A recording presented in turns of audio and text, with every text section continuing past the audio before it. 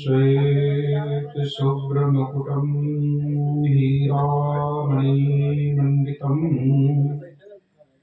नानामालमुक्तादिशोभितकलापद्मासने स्वस्थितम् दयावधीरवीरशुप्रसन्नवदनं सद्गुरुं तन्नमामि। द्वये पदं द्वये भुजं प्रसन्नवदनं द्वये नेत्रं दयालं शैलीकण्ठभालवूर्ध्वतिलकं श्वेताम्बरीमेखला चक्राङ्कितशिरटोपरत्नलसितं तेजोमयी विग्रहं वन्दे सद्गुरु योगदण्डसहित कबीर करुणामयं। कबीर नामं पतितं पुनीतं युगे युगे स्वामी हरितं दुःखं दातारमुक्तं पुरुषं पुराणं शरणारविन्दं सततं नमामि। अखण्डमण्डलाकारं व्याप्तं येन चराचरं तत्पदं दर्शितं येन तस्मै श्रीगुरुवे नमः। गुरुर्ब्रह्मा गुरुर्विष्णु गुरुर्देवो महेश्वरा गुरुर्साक्षात् परब्रह्म तस्मै श्रीगुरुवे नमः। त्वमेव माता च पिता त्वमेव बन्धुश्च सखा त्वमेव विद्या द्रविडं त्वमेव सर्वं मम देवो। ध्यानमूलं गुरुमूर्ति पूजामूलं गुरुपदं मन्त्रमूलं गुरुवाक्यं मोक्षमूलं गुरुकृपा। प्रथमं वन्दे सद्गुरुचरण जिनयगम गम अलखाया गुरु ज्ञान दीप प्रकाश करि पट खोल दर्श दिखाया। जही कारणे सिद्ध्या पचे सो गुरु कृपा से पाया। अकहे मूरत यमीय सूरत ताहि में जाय समाया।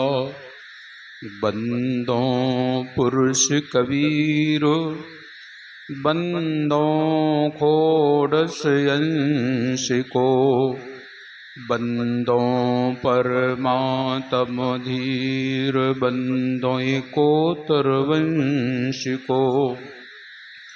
बंदो गुरु सहते जीवाई बंदो सात वंश अधिकाई। बंदो राय बंके जी गुरु भूपा बंदो वंश 27 रूपा। बंदो गुरु चतुर्भुज स्वामी बंदो 16 सुत सहदानी। बंदो गुरु धर्मदास अधिकारे बंदों वंश 42 प्यारे, 4 गुरु और 9 तमवंशा, मुक्ति करें सब जग के हंसा। चूड़ामणि है पंथ के राजा, जिनके हाथ जीवन कर काजा। वंश 42 दाया कीजे, कोटि न कोटि बंदगी लीजे। प्रणमो कोटि बार कर जोरी, जिनकी दया विमल बुद्धि मेरी।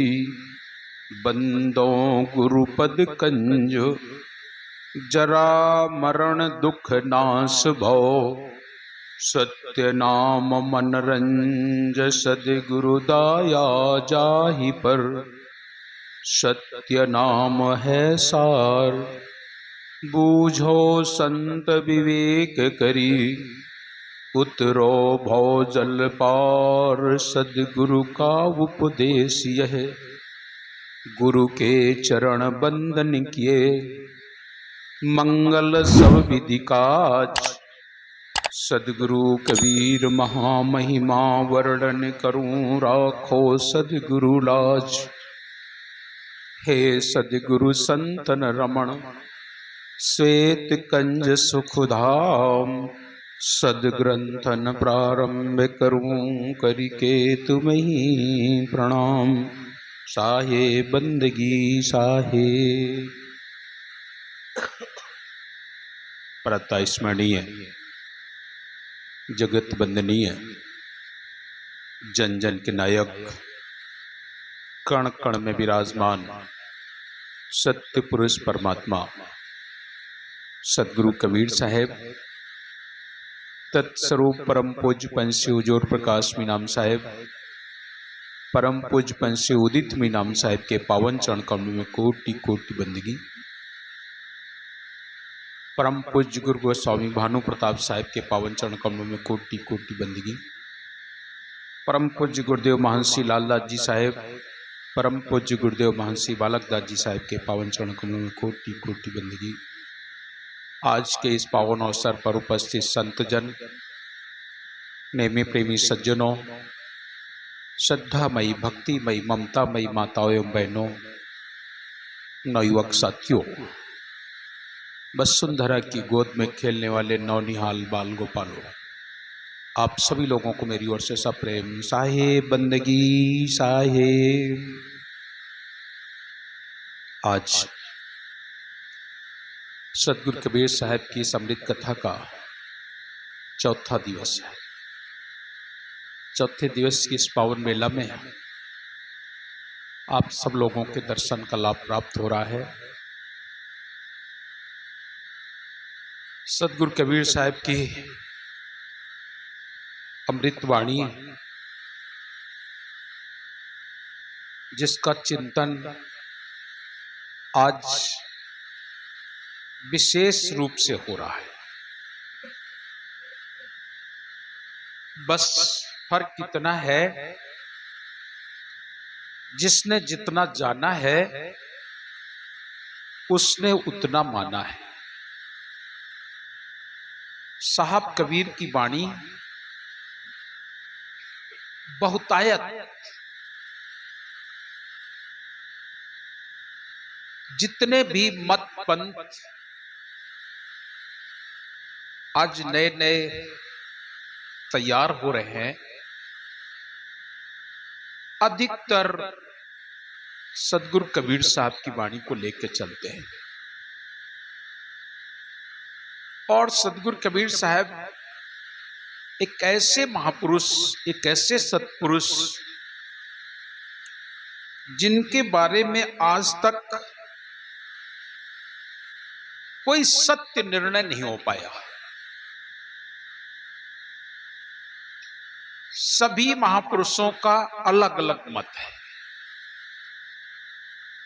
एक इकलौते ऐसे सत्पुरुष, एक ऐसे महापुरुष, एक ऐसे सदगुरु हैं, एक ऐसे सदगुरु कबीर साहब हैं जिनका भी ठीक से निर्णय नहीं हो पाया। कोई वैज्ञानिक तर्क लेके बैठा है, कोई धार्मिक तर्क लेके बैठा है, कोई किसी तरीके से ले रहा है उन्हें। केवल संसार में एक ही ऐसे सदगुरु कबीर हैं जिनके बारे में कोई निर्णय नहीं हो पाया।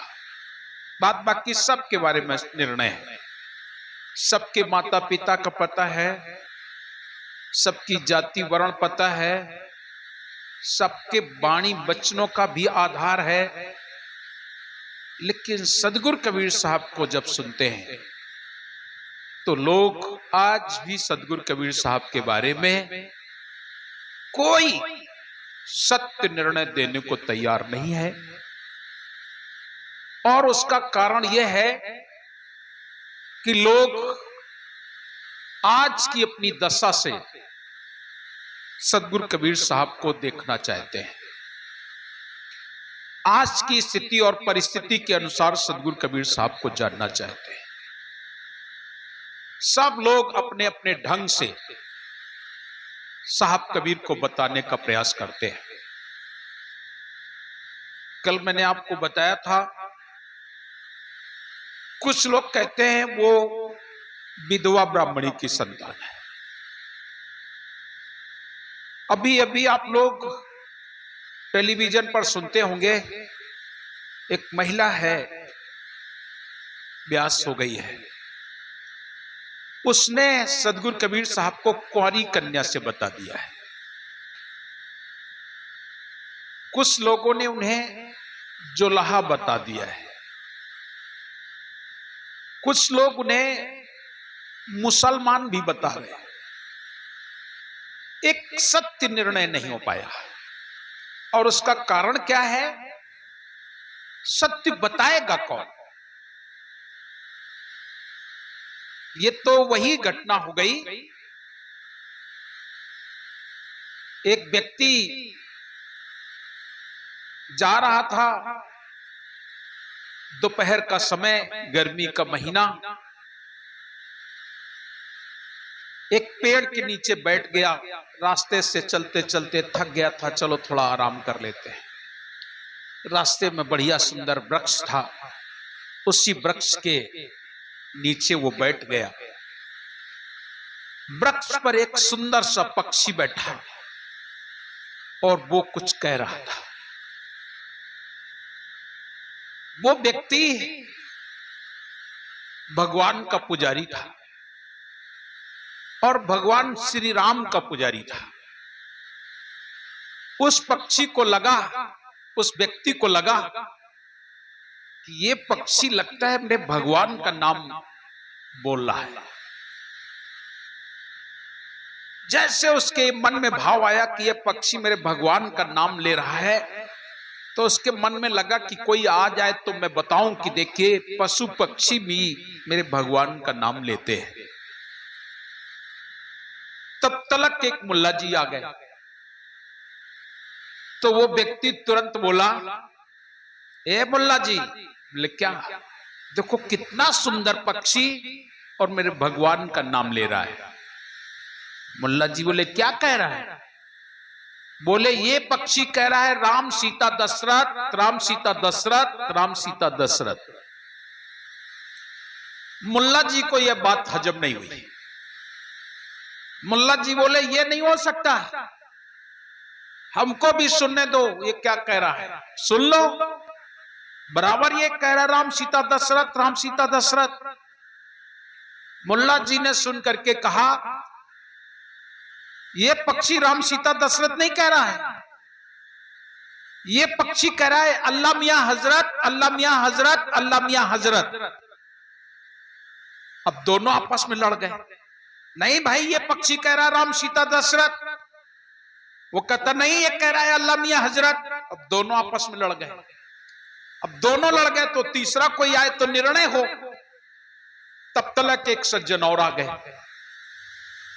वो सज्जन थे सेठ, दोनों बोले ये पक्षी कह रहा है राम सीता दशरथ, तो वो बोला नहीं कह रहा है अल्लाह मियां हजरत। अच्छा तुम ही फैसला कर दो ये पक्षी क्या कह रहा है, तुम ही फैसला कर दो क्या कह रहा है। तो वो बोला सुनने तो दो, सुन करके बोला ये पक्षी नहीं कहता राम सीता दशरथ, और ये पक्षी नहीं कह रहा अल्लाह मियां हजरत, और ये पक्षी कह रहा है हल्दी मिर्चा अदरक, हल्दी मिर्चा अदरक। अब वो तीनों लड़ने लगे। वो कह नहीं ये राम सीता दशरथ कह रहा है, वो कह नहीं ये अल्लाह मियां हजरत कहता है, ना ना ये हल्दी मिर्चा अदरक कह रहा है। तीनों लड़ने लगे। तब तक एक चौथा व्यक्ति आ गया। तीनों बोले निर्णय कर दो मेरा। बोले क्या निर्णय कर दें, ये बताओ ये पक्षी क्या कह रहा है। तो राम के पुजारी बोले नहीं ये कह रहा राम सीता दशरथ, राम सीता दशरथ। तो दूसरा मुल्ला जी बोले नहीं नहीं ये कह रहा अल्लाह मियां हजरत, अल्लाह मियां हजरत, अल्लाह मियां हजरत। तो बोला सेठ कैसी बात करते हो, अरे ये तो कह रहा हल्दी मिर्चा अदरक, हल्दी मिर्चा अदरक। वो भी व्यक्ति बोला अच्छा चुप हो जाओ मैं भी देख लेता हूं क्या कहते हैं। शांत किया और उसने सुना, उसने जवाब दिया ये पक्षी नहीं कह रहा राम सीता दशरथ, और ये पक्षी नहीं कह रहा अल्लाह मियां हजरत, और न ये पक्षी कहता है हल्दी मिर्चा अदरक, और ये पक्षी कह रहा है दंड मुकद्दर कसरत, दंड मुकद्दर कसरत। वो पहलवान था। अब मैं आप लोगों से जानना चाहता हूं कि तुम बताओ कि वो पक्षी क्या कह रहा है। क्या आप लोग बता सकते हैं? नहीं बता सकते। क्यों नहीं बता सकते? कौन बता सकता है? उस पक्षी की बात को कौन बता सकता है? पक्षी की बात को कोई नहीं बता सकता। पक्षी की बात को बताने वाला केवल पक्षी का जो बच्चा हो, पक्षी के परिवार वाला हो, वो बता सकता है। क्या दूसरा कोई बता सकता है? आप लोग कहते हो ना खग जाने खगई की भाषा। पक्षी एक पक्षी की भाषा को जानता है, उसका परिवार वाला, उसके बच्चे, वो बता सकते हैं कि ये पक्षी क्या कह रहा है, ये पक्षी क्या कह रहा था। बात बाकी दुनिया के लोग कितना भी गणित लगा लें कि पक्षी क्या कह रहा था, बिल्कुल आप लोग लड़ते रहेंगे, झगड़ते रहेंगे, आपस में विवाद करते रहेंगे, क्योंकि आप लोग पक्षी तो नहीं है, पक्षी नहीं है, पक्षी के परिवार के नहीं है, इसलिए उस भाषा को आप जान नहीं सकते हैं। क्या वो कह रहे हैं उसे आप नहीं जान सकते। कौन है वो उसे आप नहीं जान सकते। उसको जानने के लिए उसके परिवार का होना अनिवार्य है, उसकी जाति का होने वाला होना चाहिए, उस पक्षी का होना चाहिए, उस पक्षी के बच्चे होने चाहिए, वही बता सकता है। ठीक किसी तरीके से सदगुरु कबीर साहब के बारे में या उनकी वाणी वचनों के बारे में या उनके विषय में कोई और नहीं बता सकता है। आज दुनिया के तमाम अपने आप को संत कहलाते हैं, अपने आप को कबीरपंथी कहलाते हैं, अपने अपने अलग अलग पंथ मत बना लिए, अपने नाम के आगे सदगुरु लिख के बैठे हैं। अभी कल के छोकरे अपने नाम के आगे सदगुरु लिख लिए, उनको आना जाना कुछ नहीं, थोड़ी थोड़ी बातें सीख लिया, सदगुरु लिख दिया, और कबीर साहब के बारे में उल्टी सीधी बातें करते हैं, उल्टी सीधी बातें करते हैं कि कबीर साहब ये हैं तो कबीर साहब वो है, कोई कुछ बोल रहा है, कोई कुछ बोल रहा है। मैं आपसे निवेदन करता हूं, आप लोग खुद जैसे आप कोई पक्षा पक्षी की बात नहीं, केवल आप कबीर साहब के उस तय में जाइए जहां पर सदगुरु कबीर साहब प्रथम इस संसार में आए, और आने के बाद आखिरकार तो किसी को संदेश दिया होगा। सारे संसार के लोगों का जो इतिहास है, पूरे संसार का, किसी का भी, किसी जाति का, किसी मजहब का, किसी धर्म का कोई इतिहास है, तो उस इतिहास को लिखने वाला या उस इतिहास को बताने वाला कोई ना कोई महापुरुष जरूर रहा है, जरूर रहा है। आप लोगों से निवेदन करता हूं, इसकी पहचान करो। जैसे भगवान राम, तो भगवान राम के बारे में वाल्मीकि जी ने लिखा, वाल्मीकि जी ने लिखा, वाल्मीकि जी के बाद तुलसी बाबा ने लिखा, और इसके अलावा तमाम अन्य लोगों ने लिखा। लेकिन कम से कम भगवान राम के समय में वाल्मीकि जी थे, तो वाल्मीकि जी ने जो लिखा उस पर मनन किया जाए, चिंतन किया जाए, कुछ तो मिलेगा। भगवान कृष्ण के बारे में गीता का जो उदाहरण दिया गया, तो गीता भगवान कृष्ण के समय में अर्जुन थे, मौके पर उनको सुनाया गया। लिखा किसने, हम उस पर नहीं जाते, लेकिन कम से कम ये तो प्रमाण है कि भगवान कृष्ण का ज्ञान जो भी है वो अर्जुन को सुनाया गया, अर्जुन ने उससे सुना। लिखने वाला कौन हुआ, कौन किसने लिखा, ये प्रमाणित तो है। जैसे महात्मा बुद्ध हैं, तो महात्मा बुद्ध के ज्ञान को बताने वाला कोई तो है, उनके समक्ष रहने वाला, उनके साथ रहने वाले। इतना ही नहीं, सम्राट अशोक ने कहते हैं अपने बेटों तक को दे दिया, बेटियों को दे दिया पंथ प्रचार के लिए अपना, तो उनका कार्यकाल में उनके कोई रहा, उन्होंने उस बात को बताया, उन्होंने उस बात को आगे बढ़ाया। और नहीं तो 2000 वर्ष पूर्व महात्मा बुद्ध का आगमन हुआ। आज कैसे जाना जा सकता महात्मा बुद्ध को? महात्मा बुद्ध को तो तब से ढूंढा जाता है। आखिरकार महात्मा बुद्ध के माता पिता, उनका राज, उनके सब जन्म कुंडली पूरा की पूरी क्या आज लिखी गई है? वो तो तब लिखी गई थी, भगवान कृष्ण का हुआ, भगवान राम का हुआ, या तुलसीदास जी का हुआ, सूरदास जी का हुआ, मीरा का हुआ, संत रविदास जी महाराज का हुआ, और तमाम संत, अत्रि जमदग्नि चंद्रमा नारद वशिष्ठ जितने भी संत रहे, या ईसा मसीह को देख ले, गुरु नानक देव जी के देख ले। अरे इनका इतिहास लिखा गया है, और इतिहास लिखने वाला, इनको बताने वाला इनका कोई साथी है, इनका कोई वंशज है, इनका कोई उत्तराधिकारी है। ऐसे ही हम अपने सदगुरु कबीर साहब के बारे में अगर जानना चाहते हैं, तो सदगुरु कबीर साहब के बारे में ढूंढने का प्रयास कीजिएगा।